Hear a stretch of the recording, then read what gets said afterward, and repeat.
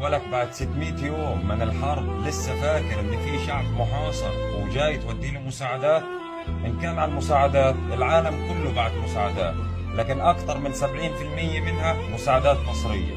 بدي اسيبك مع رئيس الهلال الاحمر الفلسطيني ايش بيحكي عن المساعدات وارجع لك تاني. من ال 470 شاحنة اللي دخلت دول الثلثين ده جاي من داخل مصر، مش من المؤسسات الأجنبية. لولا الدعم المصري ما كناش هنقدر نصمد. هذا بالنسبة للمساعدات، ومشكور طبعا على مشاعرك وعلى المشوار الطويل اللي انت قاطعه. هذا لو كان في فعلا تنسيق بينك وبين السلطات هنا في مصر لدخول مصر والوصول إلى معبر رفح.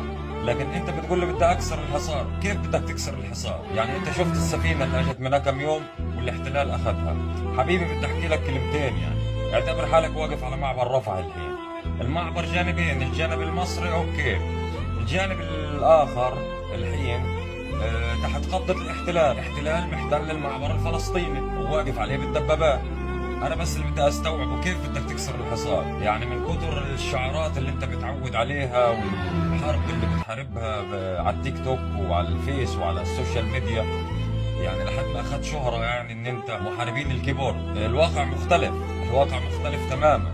لو الموضوع موضوع مساعدات كتر خيرك تيجي تسلمها طبقا للآلية المحطوطة يعني للمساعدات او تنسيق مع الهلال الاحمر المصري، ما فيش مشاكل.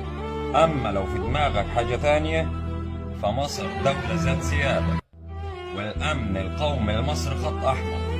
أي شيء في دماغك هتعمله مصر ما بتهزرش عند أمنها القومي.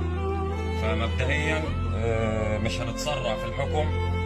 شاكرين مشاعرك الطيبة والكلام هذا كله، بس لو على المساعدات عشان الفيديوهات اللي بتعملوها واحنا الابطال واحنا اللي هنساعد واحنا اللي هنعمل. حبيبي انت الموضوع بتاعك جاي بعد 600 يوم، بعد اكثر من سنتين من الحرب. يعني مصر صار لها 20 شهر بتدخل مساعدات، ومعظم الدول العربية ومعظم دول العالم، وزي ما حكيت لك اكثر من 70% مساعدات مصرية. اما لو في شيء اخر في دماغك انسى حبيبي.